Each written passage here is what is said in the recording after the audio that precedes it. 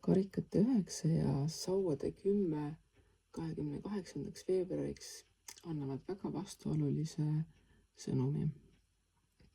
karikate 9 on külluse, rõõmu, elu nautimise ja sellise mõnu ja väga hea olemise kaart.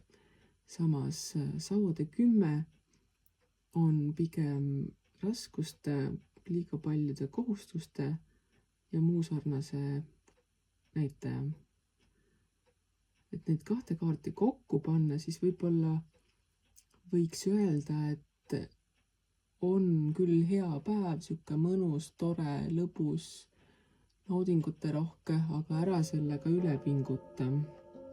Võib-olla on mõistlik mõned sellised head tegevused tegemata jätta, et ennast mitte ära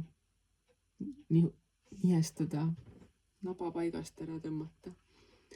Ühesõnaga, mõtle selle peale, et mingitel hetkedel on ka liiga palju head, liiga palju,